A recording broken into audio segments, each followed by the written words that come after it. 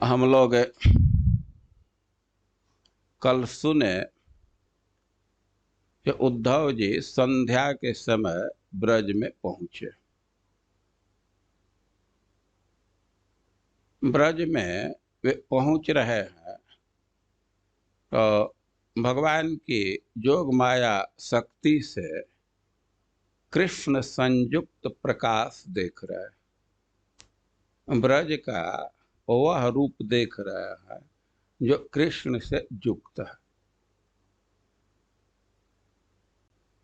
देखिए, पूरा ब्रज विरह में था, लेकिन उसी में कभी कभी संचारी भाव आते थे।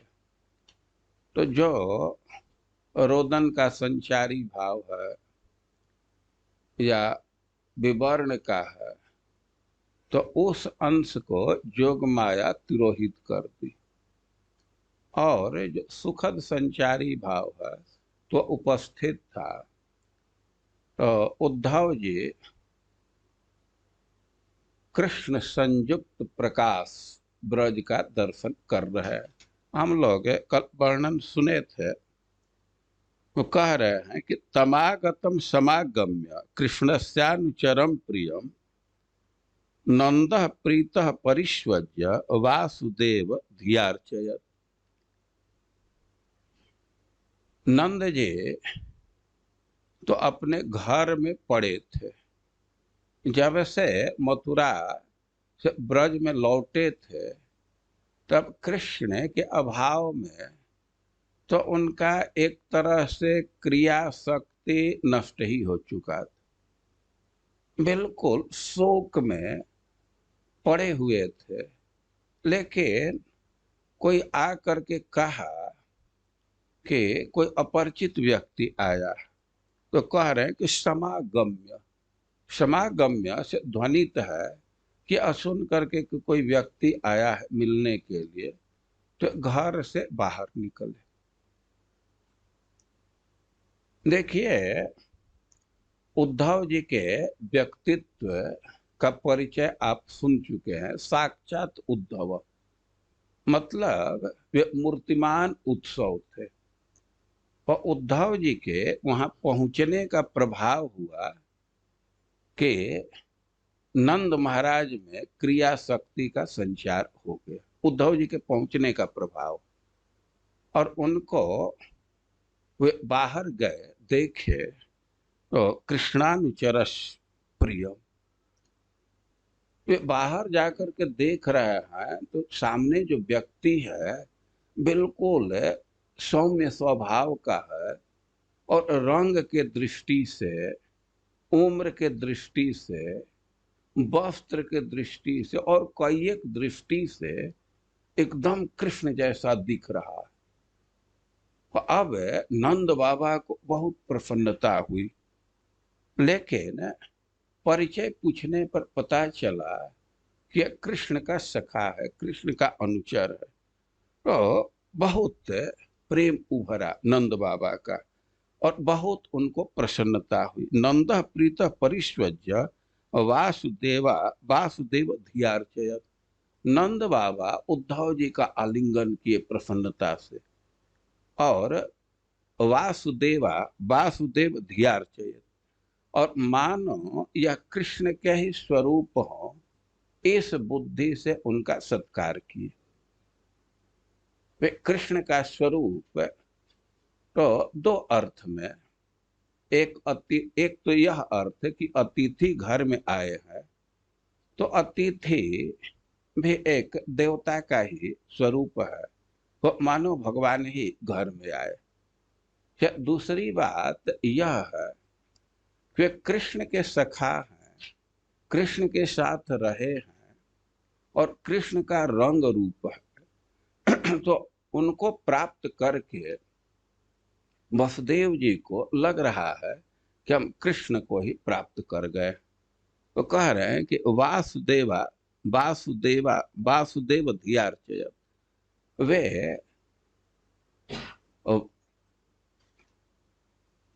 वसुदेव के पुत्र जैसा, कृष्ण जैसा, कृष्ण बुद्धि से ही उनकी अर्चना की, उनका सत्कार किए।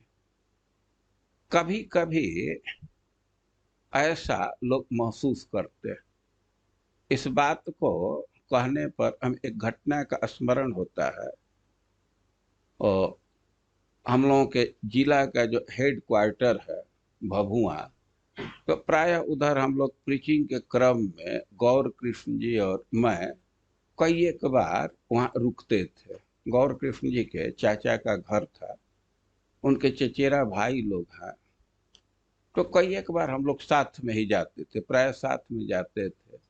गौर कृष्ण जी के निधन के बाद एक दिन मैं वहाँ गया, अकेले गया, लेकिन गौर कृष्ण जी के चाचा के जो लड़के थे बहुत प्रसन्न हुए और कह रहे थे कि ऐसा लग रहा है कि भैया कोई आ गए। स्पष्ट शब्दों में कह रहे थे। तो कह रहे हैं कि नंद बाबा ऐसा अनुभव कर रहे हैं कि कृष्ण ही आ गए, तो उनका सत्कार किए। अब सत्कार क्या किए, अब अतिथि आ गए हैं, लेकिन नंद बाबा की स्थिति तो यह थी कि जब से मथुरा से लौट करके गए हैं, या यह कहिए कि जब ही कृष्ण ब्रज का त्याग करके मथुरा गए, ब्रज से मथुरा चले गए, तो उसी दिन से माँ जसोदा तो एकदम दुख के मारे आत्महारा होकर के निश्चेष्ट बैठी थी। कई एक दिन बीत गए थे, लेकिन एक दिन भी चूल्हा नहीं जला।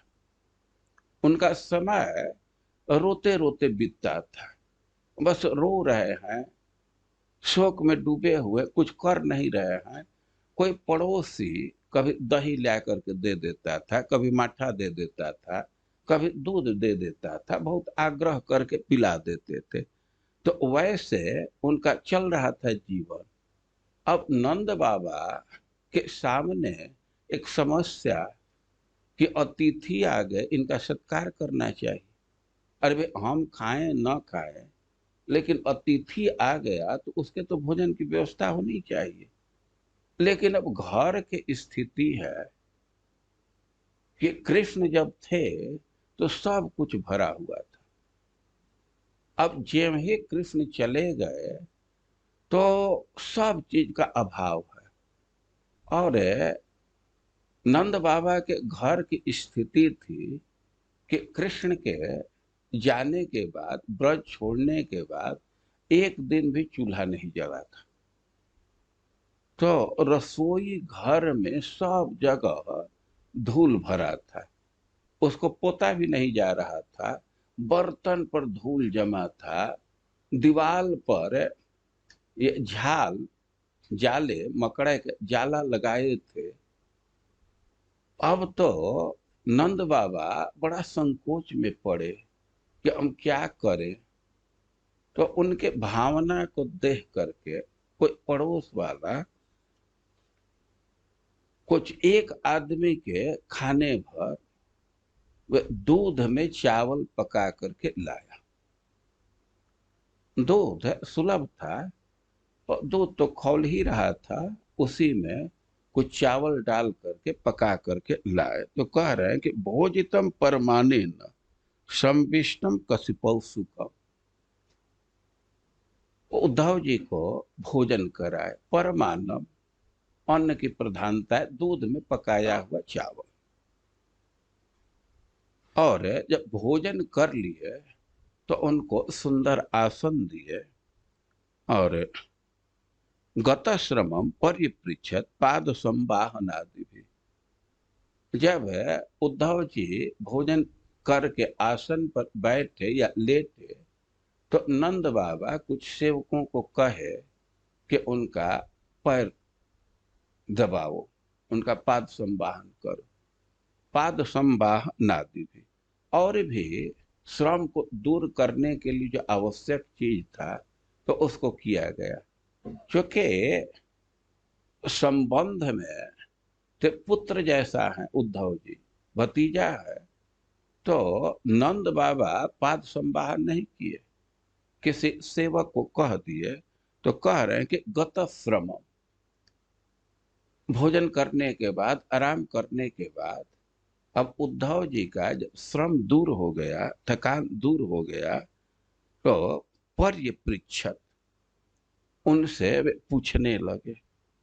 तो उद्धव जी प्राप्त हुए हैं नंद बाबा को, तो नंद बाबा के मन में तो यही इच्छा हो रही है कि कृष्ण के विषय में पूछे। लेकिन नंद बाबा अपनी स्थिति समझ रहे थे कि कृष्ण के विषय में पूछ नहीं पाऊंगा। वे समझ रहे थे कि ज्यों ही पूछना प्रारंभ करूंगा तो गला अवरुद्ध हो जाएगा, रोमांच हो जाएगा, हम पूछ नहीं पाएंगे। और पूछना है कृष्ण के विषय में, लेकिन अपने को स्थिर रखने के लिए अब पहले वसुदेव जी के विषय में पूछ रहे हैं। कच्चे दंग महाभाग सखाना सुरनंदन आस्ते कुशल अपत्यादि युक्तो मुक्त सुहृदवृत। कह के न सखा, हम लोगों के जो मित्र सूर नंदन, सूरसेन के पुत्र वसुदेव जी, कच्चित सुखम आस्ते, वे ठीक से नहीं, आस्ते कुशली, वे सकुशल है ना। उद्धव जी को संबोधित कर रहे अंग, हे तात। अंग इस अर्थ में कि उद्धव जी तो एक गोतियाई है, परिवार के संबंधी है। नंद बाबा के पिता और उद्धव जी के पिता के पिता, ये भाई, तो अपने भाई के ही पुत्र हैं। और कह रहे हैं कि और वसुदेव जी, ये तीनों भाई हैं। तो अंग महाभाग संबोधित कर रहे हैं उद्धव जी को कि हे महाभाग, इस अर्थ में कि तुलना कर रहे हैं कि हम लोग कितने हतभागे हैं कि कृष्ण का संग छूट गया, और यह तो कृष्ण के साथ रहता है, कृष्ण का भक्त है। तो इस अर्थ में संबोधित कर रहे महाभाग, और पूछ रहे हैं आस्ते कुशली अपत्यादि युक्तो मुक्त सुहृदवृत। अब तो वे कंस के कारागार से मुक्त हो गए हैं, तो अपने पुत्रों से युक्त हो करके, अपने संबंधियों के साथ हो करके अभी कुशल से है ना। अब इच्छा हो रही फिर कृष्ण के विषय में पूछने के लिए, लेकिन अपत्यादयी पूछ रहे हैं, फिर उनको विकलता हो रही है। और फिर अपने को स्थिर करने के लिए थोड़ा सा और बात कह रहे हैं। दृष्टा कंसो हतः पाप सानुगा स्वेन पाप मना साधुनाम धर्मशीला नाम यदुनाम दृष्टि सदा। क्योंकि बहुत सौभाग्य की बात है, बहुत खुशी की बात है कि कंस मार दिया गया, और पाप, वो पापी था और अपने पाप से ही मार दिया गया। अब पाप कंस मार दिया गया, तो कोई कह सकता है कि कृष्ण ही मारे हैं। मैंने कहा कृष्ण क्या मारे हैं, वो तो अपने पाप से मर गया। अब कृष्ण पर किसी प्रकार का दोष न आ जाए, इसलिए कह रहे हैं कि वो तो अपने पाप से मारा गया है। और पाप बहुत किया था, लेकिन मुख्य मुख्य पाप कह रहे हैं कि साधु नाम धर्मशीला नाम यदु नाम द्वेष यह सदा। वह तो सदैव साधुओं से द्वेष करता था, धार्मिक व्यक्ति से द्वेष करता था, जदुओं से द्वेष करता था।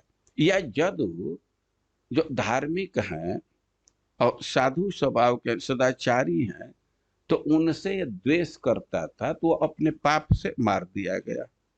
अब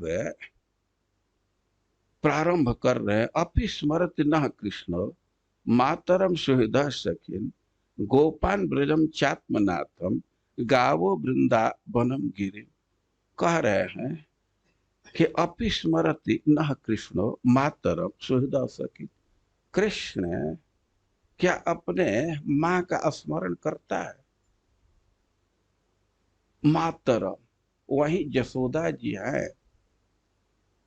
तो मानो अंगुली से दिखा रहे हैं नंद बाबा कि देख रहे हो ना किस स्थिति में है। तो क्या कृष्ण को अनुसंधान है, कभी स्मरण करता है और अपने और संबंधियों को, सखाओं को, गोपों को या ब्रज को चात्मनाथम, जिसके रक्षक वही हैं, तो वृंदावनम गिरिम, या वृंदावन को, गोवर्धन का कभी स्मरण करता है। कहने का आशय यह है कि हमारा छोटा सा बेटा, 11 साल का बेटा, लेकिन इसी उम्र में बहुत भारी जिम्मेवारी उस पर आ गई। वे कंस का वध किया तो शत्रु उस पर आक्रमण कर रहे हैं। यादवों को जो इधर उधर भाग गए थे कंस के भय से, उनको सेटल करना है और कई कई काम है। छोटा सा लड़का 11 साल का, इतना भारी दायित्व, इतने अधिक दायित्व उस पर आ गए हैं कि दिन भर तो उसी में व्यस्त रहता है। लेकिन क्या कभी ब्रज का भी स्मरण करता है? उसके लिए टाइम मिलता है? खास करके दिखा रहे हैं कि अपने माँ का स्मरण करता है। हो अप्यायास्यति गोविंद स्वजनन शक्र दीक्षितुम तरहि द्रक्ष्याम तद वक्त्रम सुनसम सुस्मिते क्षण। पूछ रहे हैं कि क्या कभी अपने स्वजनों के देखने के लिए आएगा? आप तो कृष्ण के साथ रहते हो, तो उसके मानसिकता को जानते हो। मतलब उसके मन में ऐसा विचार है कि अप, अपि आयास्यति गोविंद स्वजनन शक्र दीक्षितुम। अरे हम लोग तो इतने भारी संकट में पड़ गए, हम लोग इतने भारी समस्या से ग्रसित हो गए, हम लोग तो विरह रूप महारोग से ग्रसित है। तो ऐसा लोक में देखा जाता है कि कोई स्वजन किसी बीमारी में है तो प्राय एक बार देखने के लिए जाते हैं। किसी के परिवार का कोई सदस्य, भाई बीमार है, तो कम से कम देखने के लिए एक बार मिलने के लिए जाते हैं। तो हम लोग भी तो सामान्य बीमारी से बहुत भारी बीमारी में पड़ गए हैं, विरह में। तो क्या हम लोगों की दशा देखने के लिए कि एक बार वह आएगा, क्या उसके मन में आप क्या अध्ययन किए? वो मानो उद्धव जी कहे कि अरे एक बार के आने की बात क्या है, वो तो यहीं आएंगे, यहीं रहेंगे आप लोगों के साथ ही थोड़े दिन में। तो कह रहे हैं कि सकृद इच्छित, अरे वो रहे न रहे वो दूसरी बात है। एक बार केवल देखने के लिए आएगा तो तरहि द्रक्ष्याम तद वक्तम सुनसम सुस्मिते क्षणम। तो एक अवसर मिल जाएगा उसके मुख को देखने के लिए, उसका सुंदर मुख, सुंदर मुस्कान हो एक बार देखने को मिल जाता है। और नंद बाबा के मन में यही लालसा है कि एक बार कृष्ण का मुख दर्शन हो जाता है। अरे उद्धव जी कहे कि ऐसे विकल क्यों हो रहे हैं, वो कृष्ण आएंगे, बार बार आप दर्शन करेंगे। कहे कि ना, अब हमको संभावना नहीं लग रही है। वो हमारी जो स्थिति है, तो अब तो 2-4 दिन में मरना निश्चित ही है। जैसे हम लोगों को कष्ट है, तो हम लोग बहुत दिन जीने वाले नहीं है। अब इसी बीच में शायद वो देखने के लिए आ गया, तब तो एक बार उसके मुख का दर्शन हो जाएगा। हमारी इतनी ही लालसा है।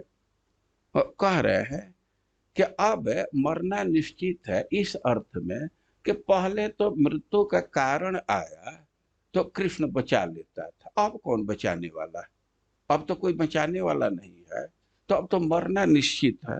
तो कह रहे हैं कि दावाग्नेर बात वर्षाश्च वृष सर्पाश्च रक्षिता दुरत्तयोभ्य मृत्युभ्य कृष्ण न सुमहात्मना। कृष्ण इतना स्नेह करता था, इतना उदार था कि कई एक संकटों से बचा लिया। दुरत्तयोभ्य, जिसको पार करना बहुत कठिन था, एकदम मृत्यु स्वरूप था, लेकिन हम लोग रक्षित हुए। नाव गिना रहे दावाग्नि, जंगल में जब आग लगी थी तो अब सबको मरना जैसा ही था, लेकिन कृष्ण बचा लिया। बात वर्षाश्च, और आंधी तूफान से, वृष सर्पाश्च, और वृषभासुर से और सर्प से रक्षिता। यानी कि बहुत बहुत संकट था।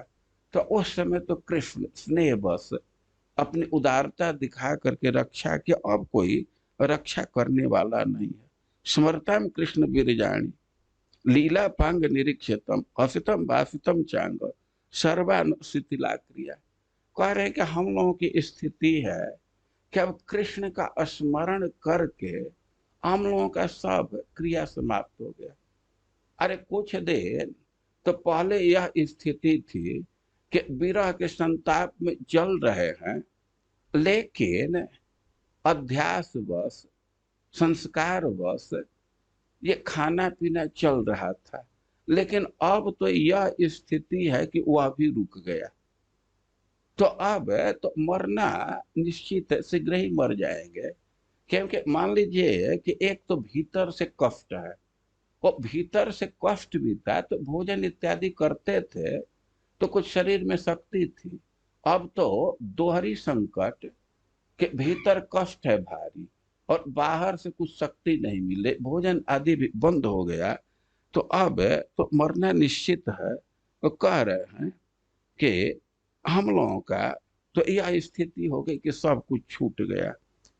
तो मानो उद्धव जी कहे कि अरे भाई इतना कृष्ण का स्मरण हो रहा है घर में, तो थोड़ा मन बहलाना चाहिए। आप खुद ही गायों को ले करके चले जाइए, चराइए। उधर वन में रहेगा तो कुछ विस्मरण होगा। तो कह रहे हैं कि सरित शैल बनो देसा, मुकुंद पद भूषिता, आक्रीणा निक्ष माणा न मनो याति तदात्मन। घर से बाहर जाने पर भी विस्मरण नहीं होता, बल्कि और स्मरण बढ़ जाता है। जिस क्षेत्र में, जिस वन में कृष्ण विहार किया, क्रीड़ा किया है, जहां उसका चरण चिन्ह है, तो उसको देख करके तो एकदम तादात्म्य हो जाते हैं, उसी में लीन हो जाते हैं।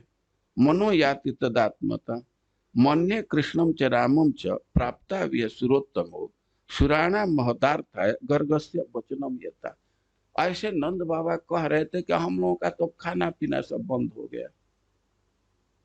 लेकिन उनको थोड़ा संकोच हुआ कि उद्धव सोच सकते हैं कि इतना पुत्र में आसक्त है, इतना मोह में पड़ा हुआ है।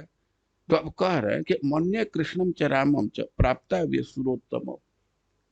हम तो यह मानते हैं कि राम कृष्ण कोई देव श्रेष्ठ थे, जैसा कि गर्गाचार्य बतलाए थे। सुराणा महदार्थाय, वे तो हमारे पुत्र के रूप में आ गए देवताओं के कार्य के लिए, कंस का वध करने के लिए। और वैसा किए। कंसम नागायुत प्राण मल्लव गजपतिम तथा अवधिष्ठाम लीलयैव पशु निव मृगाधिप। जैसे सिंह मृग का वध कर देता है, वैसे ही कृष्ण नागायुत प्राण 10,000 हाथी का बल रखने वाले कंस का वध कर दिए और पहलवानों का वध किए और कुबलापीठ हाथी का वध किए खेल खेल में। और कहने का आशय है कि हमारा पुत्र बहुत विशिष्ट था। और तालत्र महासारम धनुर्यष्टि मिबेभराट बभंजय केन हस्तेन सप्ताह मददात गिरी। हमारा पुत्र साधारण पुत्र नहीं था, कोई देवता था, कोई देवता है। क्योंकि जो बहुत भारी धनुष था और उसका साइज भी बड़ा था। तालत्रय, एक ताल 60 हाथ या कोई कोई 300 हाथ लिखे। अधिक आचार्य माने ताल का अर्थ है 60 हाथ। तो तालत्रय, 3 ताल का मतलब क्या हुआ? क्षत्रिय 18, 180 हाथ। उसके धनुष की लंबाई 180 हाथ थे। और महासार वो बहुत भारी था, लोहे जैसा भारी था। और यष्टि में भराट बभंजे के न हस्ते न, और हमारा पुत्र कृष्ण उस धनुष को एक हाथ से तोड़ दिया। जैसे कोई हाथी किसी ईख के डंडे को तोड़ दे, किसी ऊख को तोड़ दे, वैसे उस धनुष को तोड़ दिया। और अदधात सप्ताहम गिरी, और गोवर्धन पर्वत को 7 दिन तक उठा करके रखा। प्रलंबो धेनुको रिष्ट तृणावर्त बकादय दैत्या सुरासुर जितो अता जे ने हली लया। और दैत्यों का वध किया खेल खेल में। प्रलंब का वध किया, धेनु का वध किया, अरिष्ट का वध किया, तृणावर्त का किया, वक इत्यादि का किया। ये जो दैत्य थे सुर असुर सबको जीतने वाले थे, लेकिन सबका ये वध किया। तो अब सुखदेव गोस्वामी कह रहे हैं कि इति संस्मृत्य संस्मृत्य नंद कृष्णानुरक्त थी अत्युत्कंठो भवत तुष्णिम प्रेम प्रसर बेहुबल। अब कृष्ण के लीलाओं का स्मरण करके अब ऐसा अनुराग का उद्रेक आया, तो प्रेम की बाढ़ आई कि नंद बाबा उसी में एकदम शिथिल हो गए, सराबोर हो गए, और कह रहे हैं कि अत्युत्कंठो भवोत्तुष्णिम। अब कृष्ण के दर्शन की उत्कंठा बढ़ रही है, और लीला का स्मरण करके, कृष्ण के गुणों का स्मरण करके आत्महारा होकर के एकदम चुप हो गए। अब बोलना बंद कर दिया। अब कह रहे हैं कि उद्धव जी के आने से तो नंद बाबा पर कुछ प्रभाव हुआ, सत्कार किए, प्रश्न पूछे, इतना कर दिए, लेकिन अब इतना चित्त पर कृष्ण का स्मरण छा गया कि वे भी चुप हो गए। और माँ जशोदा के विषय में कह रहे हैं कि जशोदा वर्ण मानानि पुत्रस्य चरितानि च श्रृण्वन्ति अश्रूणि अवास्राक्षित स्नेह स्नुत पयोधरा।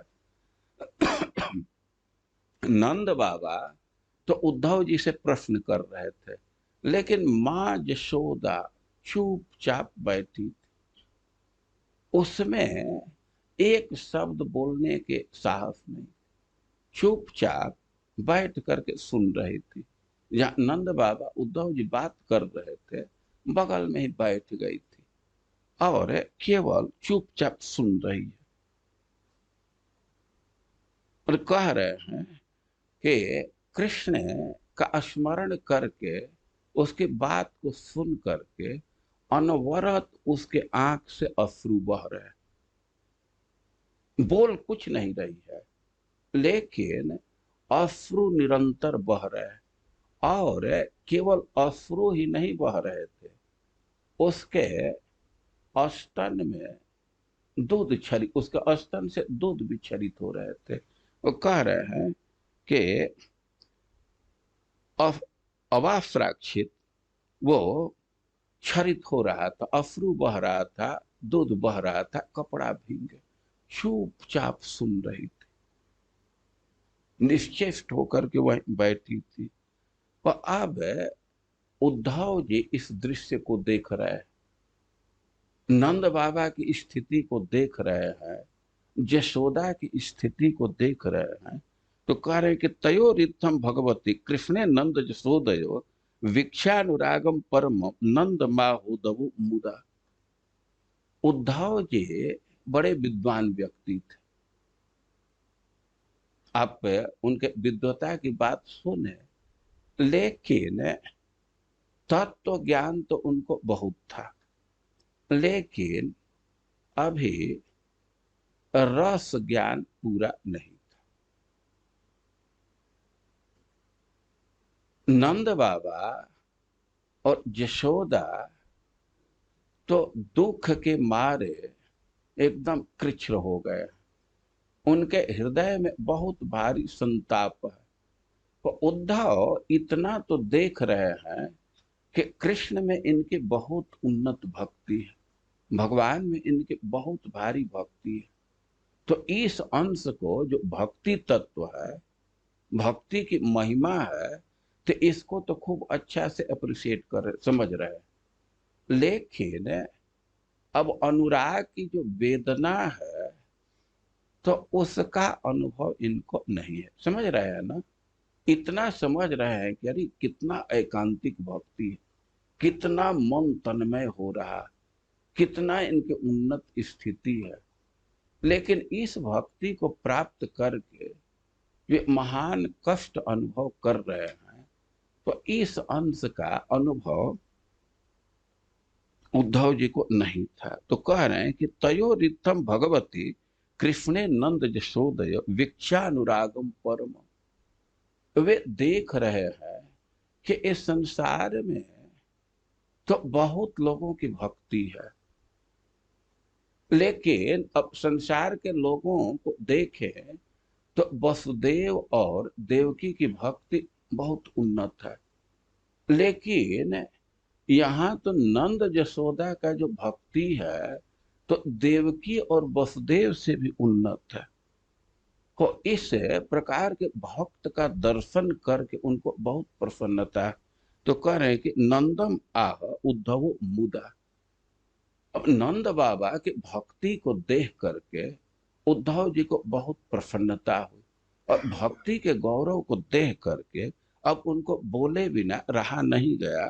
तो उद्धव जी बोलना प्रारंभ किए। वे कह रहे हैं कि जुवम श्लाघ्य तमो नूनम देहिनाम यह मानद नारायणे खिल गुरु यत कृता मतिरिदृषि।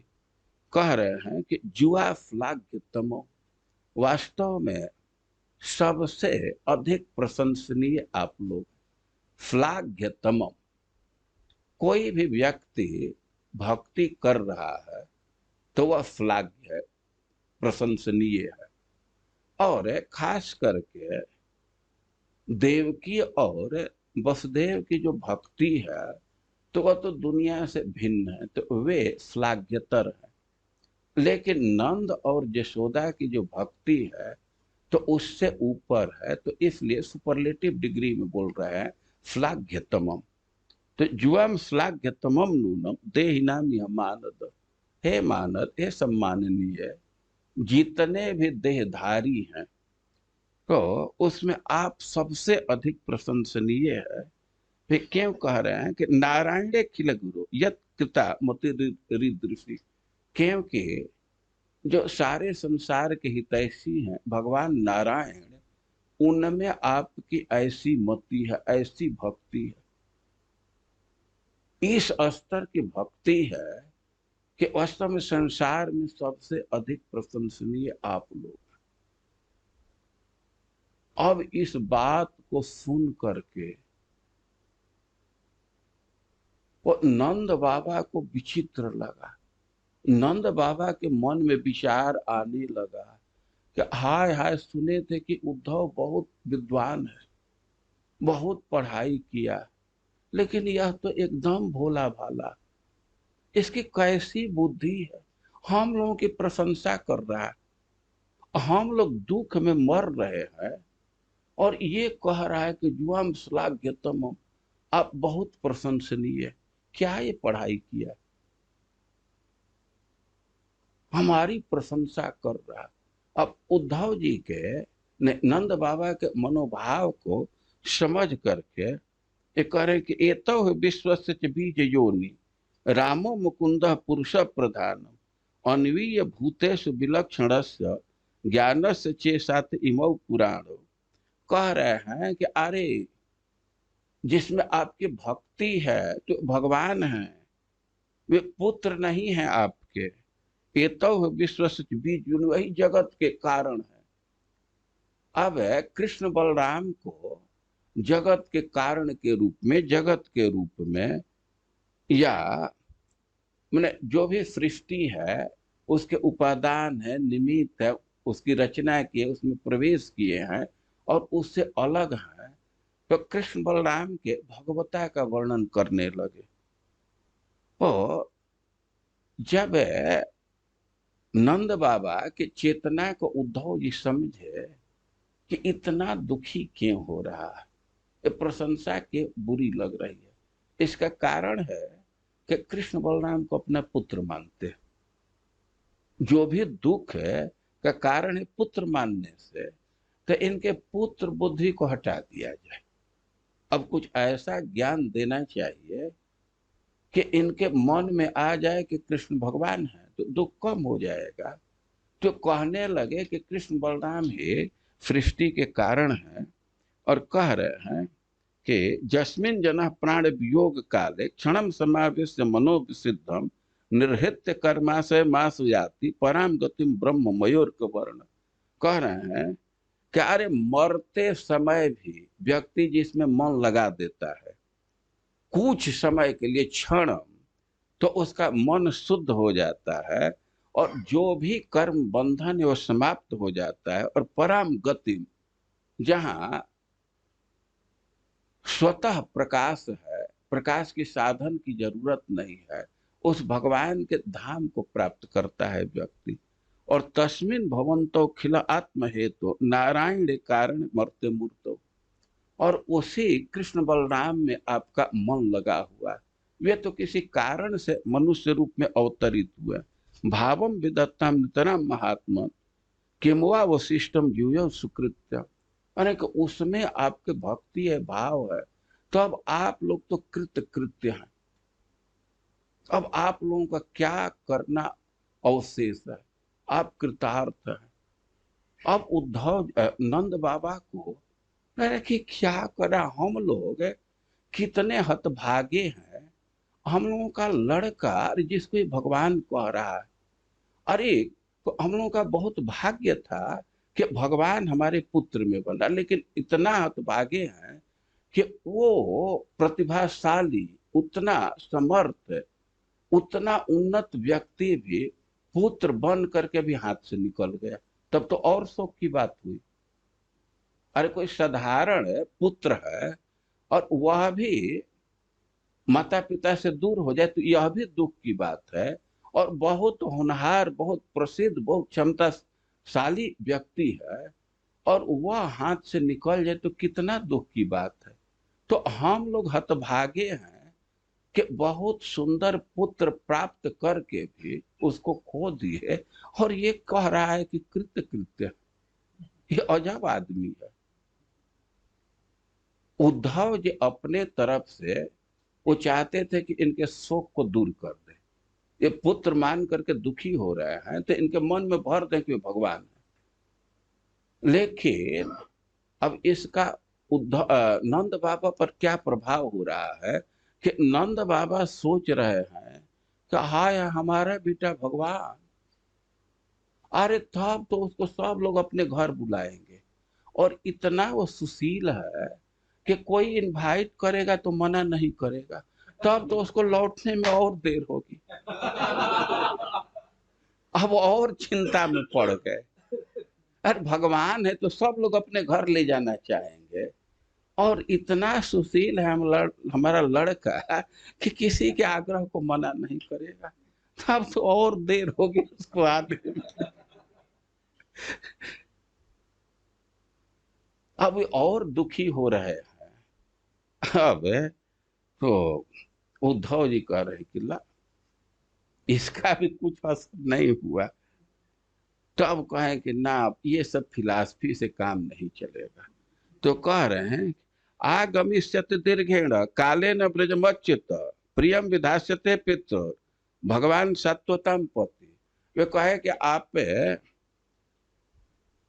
के जो पुत्र हैं तो शीघ्र ही ब्रज में आएंगे, अच्युत सत्वतम पति। तो आगमिष्यति अति दीर्घेण काले न, बहुत जल्दी ही ब्रज में आएंगे, और प्रियम विधास्यते पितृ भगवान सत्वतम पति, और आप लोगों का प्रिय विधान करेंगे। हत्वा कंसम रंग मध्य प्रतीतम सर्व सात्वतम यदा वह समागत्य कृष्ण सत्यम करोति वा। उद्धव जी कह रहे हैं कि कंस का वध करके और लौटते समय जो कहे थे उसको जरूर सत्य करेंगे। तो माँ खिद्यतम महाभागो द्रक्षतः कृष्ण मंत्र के अंतर हृदय से भूता नाम आस्ते ज्योति रिवायधसी। वे कह रहे हैं कि जल्दी ही आएंगे कृष्ण। तो नंद बाबा कह रहे हैं कि जल्दी का क्या मतलब, अरे कुछ डेट बतलाइए, कल आएंगे, परसों आएंगे, 2 दिन के बाद आएंगे, 10 दिन के बाद आएंगे, कुछ डेट बतलाइए। अब तो उद्धव जी बड़ा चिंतित हुए कि कृष्ण हमको कहे थे हाथ पकड़ करके बड़ी आत्मीयता से कि पितरो न सुख मावह, हमारे माता पिता को सुखी करो। अब हम क्या इनसे कहें, कौन डेट कहे? कह दें कि 5 साल के बाद आएंगे, सत्य बोले तो ये तो पहले ही मर जाएंगे। अच्छा, मैं झूठ बोलूं सांत्वना देने के लिए कि नहीं नहीं 2-4 दिन में ही आ जाएंगे, तो 2-4 दिन तो सहेंगे, लेकिन 2-4 दिन के बाद तो नहीं आएंगे, तो फिर तो इनको कष्ट बढ़ जाएगा। और एक उपाय है कि हम जा करके कृष्ण को मथुरा से ला दें। अरे रथ हमारे पास है, पहले मथुरा जाते हैं वहीं ला दें। लेकिन ऐसा करते हैं और उसी समय अब जरासंध या कोई शत्रु आक्रमण कर देगा, जादुओं का भारी विपत्ति होगी। तो अब हम क्या कहें? अब पुत्र भाव तो छुड़ा नहीं सकते, कितना हूं ज्ञान दे कि कृष्ण पुत्र नहीं है, तो इसको तो स्वीकार नहीं करेंगे। पर उद्धव जी अब विचार कर रहे हैं कि कृष्ण हमको कहे हैं कि प्रीति माँ वह, हमारे माता पिता को सुखी करो, तो हम क्या उपाय करें? तो बहुत विचार करने के बाद वे कहने लगे कि परमात्मा के रूप में कृष्ण को स्थापित करें, कि वे न्यूट्रल है, वे तटस्थ है, तब शायद इनका कुछ दुख शांत कम होगा, शांत होगा। तो कहने लगे कि माँ खिद्यतम महाभागो द्रक्षस कृष्ण मंत्र के अंतर्देश भूतानम आस्ते ज्योति रिवायतसी, करके जैसे लकड़ी में आग है तो वैसे ही कृष्ण सबके भीतर है, और बहुत जल्दी ही आप उनका दर्शन करेंगे। और कहने न कृष्ण का कोई माता है, न पिता है, न उनके समान है, न उनसे अधिक है, न उनका कोई अपना है, न पराया है, न उसका कोई पत्नी है, न पुत्र है, और वो कोई कर्म नहीं है, वे तो खेल के लिए ऐसे रहते हैं।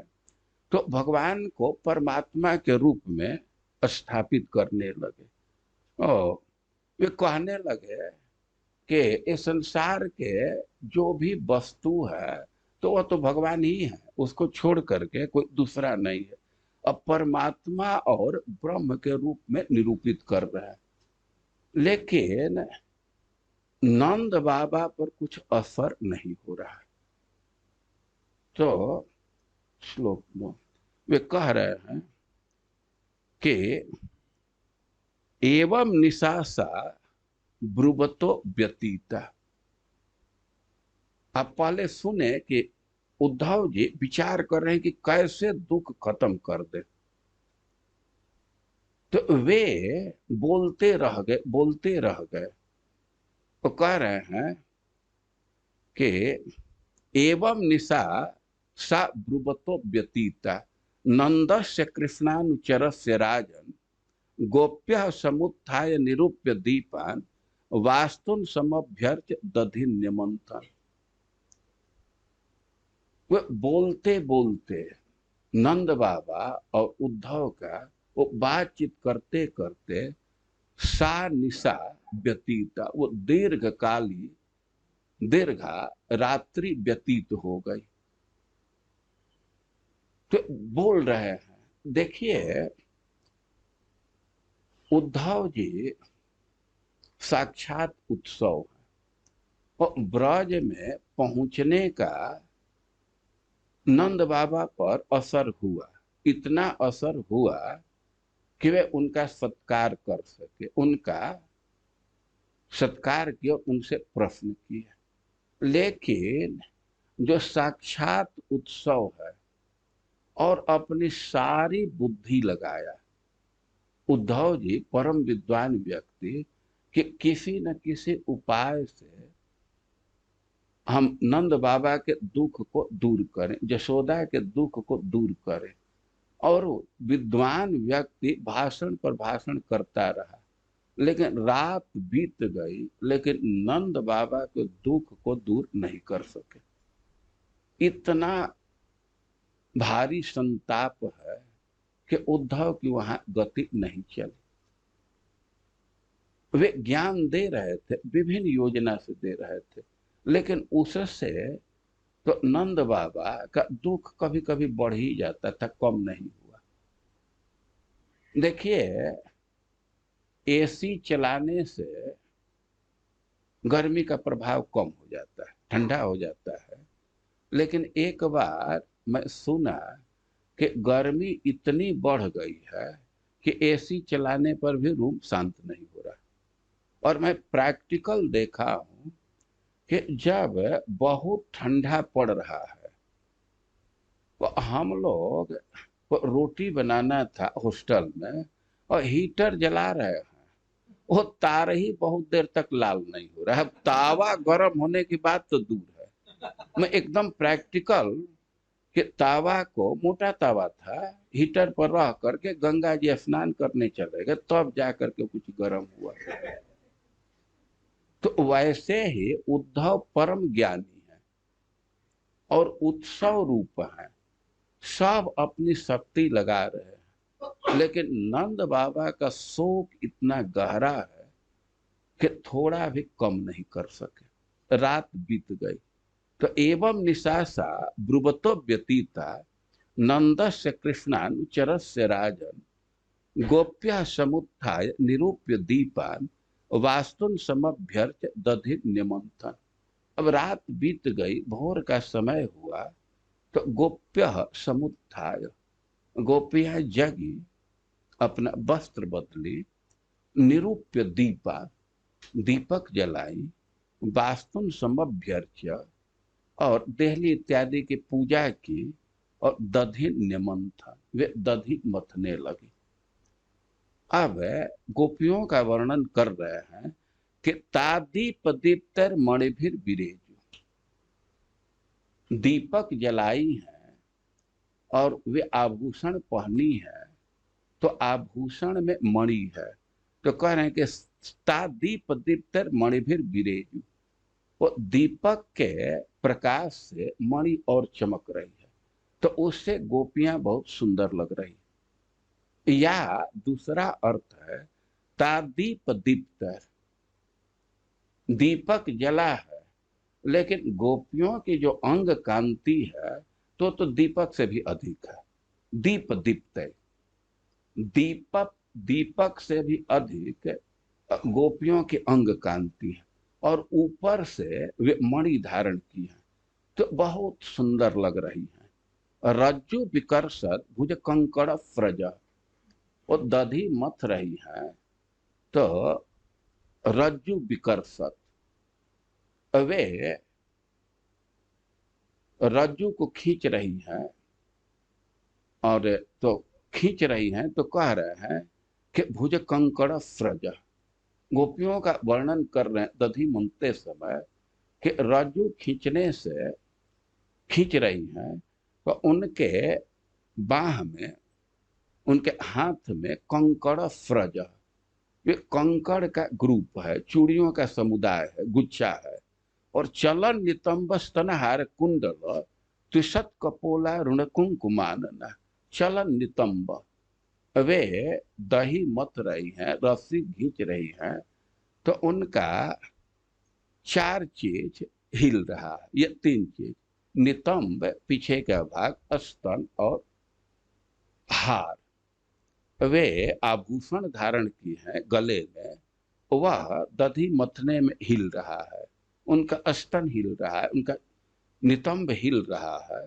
और कह रहे कुंडल, उनका कुंडल भी हिल रहा है, तो कुंडल हिल रहा है, तो त्रिशत कपोला ऋण कुंकुमानना, एक तो अब दधी मथ रही है, तो श्रम के कारण ही उनका मुख लाल हो गया है। गौर वर्ण की गोपियां हैं और बहुत परिश्रम करने से उनका मुख अरुण वर्ण का हो गया, और उस पर कुमकुम का लेप की है पहले से। अब कानों के जो कुंडल हिल रहे हैं, तो दीपक के प्रकाश का रिफ्लेक्शन जा रहा है, तो वे और भी उद्दीप्त हो रहा है। तो गोपियां बहुत सुंदर लग रही हैं। इसके बाद कह रहे हैं कि उद्गायती नाम अरविंद लोचनम ब्रजांगनानम दिवमस्पृशध्वन। गोपियां खूब अच्छा से आभूषण धारण की है, उनके अंग कांति है, और दधी मथ रही हैं, और उद्गायती नाम खूब ऊंचे स्वर से गीत गा रही हैं। क्या गीत गा रही हैं? अरविंद लोचनम, संकेत से कह रहे हैं कि भगवान के सौंदर्य का गीत गा रही है। अरविंद लोचन ब्रजांगना नाम दिवमस्पृशध्वनि उद्गायती नाम, इतने ऊंचे स्वर में गीत गा रही है कि उनका ध्वनि गगन को स्पर्श कर रहा है। दिवम स्पृशध्वनि, वह आकाश तक पहुंच रहा है। दिवम का अर्थ स्वर्ग तक पहुंच रहा है। और एक अर्थ है दिवम का कि 100 धनुष ऊपर के स्थान को दिवम का, एक धनुष मतलब 4 हाथ। तो जो अर्थ हो, गोपियां भगवान के सौंदर्य का गीत गा रही हैं, और इतने जोर से गा रही हैं कि वो आकाश तक पहुंच रहा है, स्वर्ग तक पहुंच रहा है। और दधनष्ट निर्मंथन शब्द मिश्रितो निरस्यते जेन दिशा ममंगलम। एक तो उनका गीत ऊंचे स्वर से है, और दधी मथ रही है तो दधी की आवाज आ रही है, और च से उनके चूड़ियों की भी आवाज आ रही है। उनका वर्णन किया गया, भुज कंकड़ फ्रज, वे कई एक चूड़ी पहनी है तो उसका भी आवाज आ रहा है। तो कह रहे हैं कि निरस्यते जेन दिशा मंगल, इस गीत का और दधी मंथन के आवाज और चूड़ी का आवाज मिल करके खूब सुंदर दृश्य उपस्थित हो रहा है। और इस ध्वनि के विषय में कह रहे हैं कि निरस्यते जेन दिशा मंगल, इसका प्रभाव हो रहा है कि 10 दिशाओं का अमंगल दूर हो रहा है। मतलब किसी भी दिशा में कोई भी प्राणी है तो उसके किसी प्रकार के अमंगल दूर हो रहा है। ये गोपियों के गीत का प्रभाव। आगे के अध्यायों में कहा गया है, उद्धव जी की उक्ति है, जासाम हरिकथोद्गीतम पुनाति भुवनम त्रय वंदे नंद ब्रज स्त्रीणाम पाद रेणुमभिक्षुष। हम तो ब्रज के गोपियों के चरण धूलि की वंदना करता। अभी क्या इसकी विशेषता है, क्या प्रभाव है गोपियों का? और कि जासम हरिकथोद्गीतम पुनाति भुवनत्रयम, जो भगवान के विषय में गीत गाई है तो तीनों लोक को पवित्र करने वाला है। तो बहुत सुंदर दृश्य उपस्थित हो रहा है। भोर हो गया, गोपियां अपना कार्य कर रही। अब भोर हो गया, प्रातः काल हो गया, तो उद्धव जी तो नंद बाबा के शोक को दूर नहीं कर पाए। लेकिन अब रूटीन है, सुबह हो गया तो प्रातः कृत्य के लिए निकल गए, और फिर लौटे। तब तक तो सूर्योदय होने लगा। गोपियां रथ देखी, उसके विषय में चर्चा करने लगी। तो इसको तो हम लोग कल सुनेंगे। लेकिन एक चीज ध्यान देने लायक है कि यहाँ जो ब्रज का वर्णन कर रहे हैं, गोपियों का वर्णन कर रहे हैं, और गोपियों का कैसा वर्णन कर रहे हैं, को गीत गा रही है, और मणिभीर विरोजी, विविध प्रकार के आभूषण पहनी, और कुमकुम का लेप की है। तो सोचिए कि जो विरह में है, जिसका प्रियतम प्रदेश में है, तो श्रृंगार करेगा, गीत गाएगा। कि गोपियां क्यों ऐसा कर रही, इसके पीछे का रहस्य देखिए। इसके पीछे कई एक सिद्धांत है। एक सिद्धांत है कि गोपियां अध्यास बस ऐसा कर रही। अध्यास कहते हैं जो बहुत पुराना आदत हो जाता है, बहुत दृढ़ आदत है तो उसको अध्यास कहते हैं, बहुत आवृत्ति करने से। अध्यास को आप समझ सकते हैं। कभी कभी देखा जाता है कि कोई माँ अपने छोटे पुत्र को बुलाना चाहती है, लेकिन बुलाना है छोटे पुत्र को, और तब तक वो नाम बड़े से चालू, गौरी मंगल से, अरे श्यामा, दो तीन पुत्रों का नाम ले लेती है। ऐसा कभी आप लोग अनुभव किए हैं? तो ये अध्यास बस बोल देती है, वो जान करके नहीं पुकार रही है, बुद्धि पूर्वक नहीं पुकार रही है, वो दूसरे पुत्रों का नाम ले लिया, अध्यास बस। अध्यास को समझने के लिए हमको तो जीवन में दो उदाहरण मिला है। एक बार हम लोग यहीं से वृंदावन से जा रहे थे, बनारस जाना था, और कई एक व्यक्ति थे, गौर कृष्ण जी थे, विश्वात्मा, और एक प्रोग्राम के लिए हम लोगों को जाना था, और तूफान से जा रहे थे, तूफान ट्रेन है। अब तक 3 बजे एक स्त्री गीत गाने लगी। अब गीत गाने लगी तो उधर ध्यान गया, और कुछ 20-22 साल की स्त्री थी, और अपने गोद में एक छोटे से बच्चे को ली थी और गीत गाने लगी, बड़ा करुण स्वर में गा रही थी। तब तो ध्यान तो उधर चला गया, लेकिन हम लोग तो कुछ कह नहीं रहे थे, वे गा रहे। तब तक उसकी माँ कहने लगी कि बाबा, हमारी ये बेटी है, इसका पति ड्राइवर था दिल्ली में, हम लोग कलकत्ता के हैं, और उसका 1 सप्ताह पहले एक्सीडेंट में मृत्यु हो। अब कोई दूसरे ट्रेन में टिकट नहीं मिला, इसी से हम लोग जा रहे। अब तो बड़ा आश्चर्य, जिस स्त्री के पति का देहांत हुआ 1 सप्ताह पहले, वो गीत गा रही। तो वह स्त्री कहने लगी कि बाबा, हमारे शुरू से ही आदत है, हम बच्ची थी तभी से गाती हूँ, तो इसलिए इस समय भी जगते ही निकल जाता है। तो अध्यास देख रहे हैं ना। एक दूसरा अध्यास का उदाहरण है, मैं देखा हूं कि एक व्यक्ति के घर दूर था, आवास दूर था, और घर पर आते थे भोजन करने के लिए, उसमें दूरी था। तो घर पर आते थे तो अपने माँ को पुकारते थे किवाड़ खोलने के लिए, भोजन के लिए। तो वह व्यक्ति अपने माँ का दाह संस्कार किया मृत्यु के बाद, खुद ही दाह संस्कार किया, सब कार्य किया, लेकिन फिर भी वो आता था तो कई एक बार ए माँ ऐसे पुकारता था। वो समझ रहे हैं ना, वो तो जानता है खुद दाह संस्कार किया, लेकिन फिर भी पुकार रहा है, अध्यास बस। तो वैसे ही गोपियां जो श्रृंगार कर रही हैं, गीत गा रही हैं, तो अध्यास बस कर रही, जानबूझ करके नहीं। क्या दूसरा सिद्धांत है कि यहाँ जो गोपियों का चित्र दिया गया है, तो वे विश्रम्भ प्रधान गोपियों का। कल एक माता जी प्रश्न की थी कि थोड़ा ये विश्रम्भ प्रधान क्या है, और क्या सबको शोक नहीं होता है विरह में, इस विषय को स्पष्ट कीजिए।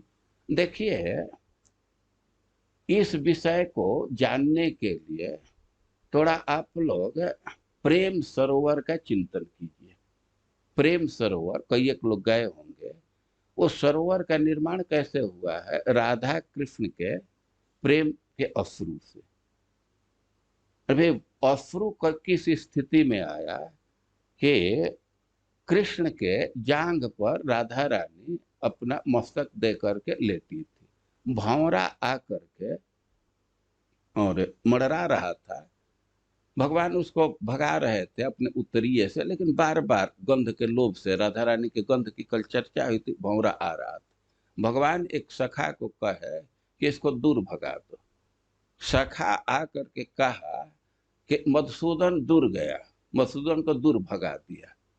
तो राधा रानी कृष्ण के जांघ पर अपना मस्तक दे करके लेती हैं, लेकिन यह सुन करके कि मधुसूदन दूर चला गया, वे बहुत रोने लगे। अब कृष्ण तो बड़े हैरत में पड़े कि ये क्या हो गया। वे समझा रहे हैं, पूछ रहे हैं, लेकिन राधा रानी रोई जा रही, रोई जा रही, इतना रो रही हैं इस बात को सुन करके कि मधुसूदन दूर चला गया, उनको यही लग रहा है कि कृष्ण दूर चले गए। कृष्ण का विरह करके वे इतना रोने लगे कि उनके रुलाई को देख करके कृष्ण भी रोने लगे। तो प्रेम सरोवर उसी अश्रु से बना। तो इस प्रेम के इस स्तर को प्रेम वैचित्य कहते हैं। प्रेम वैचित्य का अर्थ है कि चित्त अपना धर्म ही खो देता है, अनुसंधान नहीं रहता है। प्रिया प्रियतम साथ में है और फिर भी अनुसंधान नहीं है, रो रहे हैं। तो अब थोड़ा विचार कीजिए कि प्रिया प्रियतम एक साथ है तो इसको संजोग कहा जाएगा कि वियोग कहा जाएगा? आए, संजोग है, लेकिन वियोग का जो चार भाग है उसमें प्रेम वैचित्य भी है। तो संजोग में भी इतना रो रहा, इतना दुख अनुभव कर रहा है। तो संजोग देख रहे हैं ना कि संजोग है और फिर भी विरह है। तो प्रेम तत्व ऐसा है कि विप्रलंब और संजोग दो भाग हैं, लेकिन विप्रलंब में भी संजोग होता है और संजोग में भी वियोग होता है। प्रेम वैचित्य दोनों साथ हैं और फिर भी विरह है, आरती है, दुख है, रोदन है। तो उसी तरह विप्रलंब में भी एक स्तर है, उसको उत्कंठा प्रधान कहते हैं। तो उसमें तो लालसा बनी हुई है कि कब दर्शन हो, क्षण क्षण में उत्कंठा है। और दूसरा है विश्रम्भ प्रधान। तो विश्रम्भ को दो रूप में समझिए। एक तो यह है कि विरह में कृष्ण का इतना आवेश है कि कृष्ण की स्फूर्ति होती है, कृष्ण का चित्र जैसा दिख जाता है, आंखों के सामने आभास आ जाता है। तो उसी पर विश्वास हो जाता है कि कृष्ण साथ में है।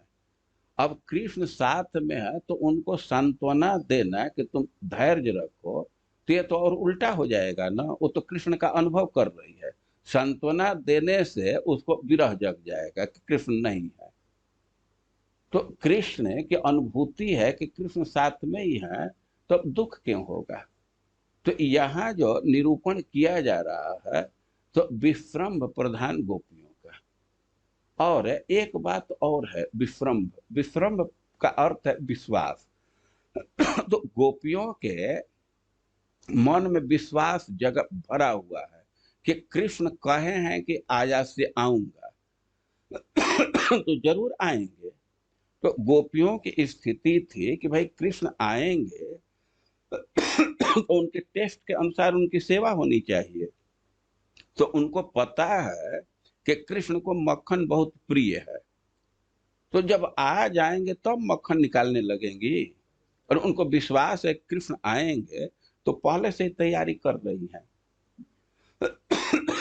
गोपियां कृष्ण को मक्खन खिलाने के लिए रोज समय से मक्खन निकालती थी और रोज छत पर चढ़ करके मथुरा के तरफ देख रही है, सुबह से देखते देखते संध्या।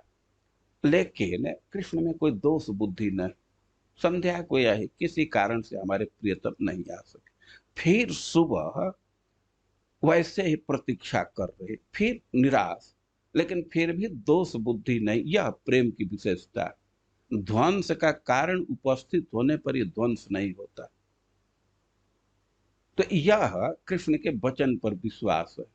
तो इस सिद्धांत के अनुसार गोपियां कृष्ण को ताजा मक्खन खिलाने के लिए पहले से उसको तैयार रखना चाहते। या कभी कभी नंद बाबा कह देते थे कि भाई मक्खन निकालिए, तो कृष्ण नहीं आया तो मथुरा ही पहुंचा दिया जाएगा, तो इसलिए वे तैयार कर रही। तो कई एक सिद्धांत है। तो देखिए, जैसे संजोग में ही प्रिया प्रियतम एक साथ है, लेकिन प्रेम वैचित्य हो गया, अनुसंधान नहीं है तो दुख अनुभव करते हैं। तो वैसे ही कृष्ण वियोग का वियोग है, लेकिन उनकी स्फूर्ति सामने आ रही है, तो उससे अनुभव हो रहा है कि कृष्ण हमारे साथ हैं। तो कृष्ण जब साथ हैं तो दुख नहीं होगा। तो सब गोपियों की एक स्थिति नहीं है। इसी से भगवान उद्धव का सिलेक्शन कर रहे हैं कि विभिन्न भाव वाली गोपियां हैं, सबको ये सांत्वना देने में समर्थ होंगे। तो जो हो, उद्धव नंद बाबा के घर में है।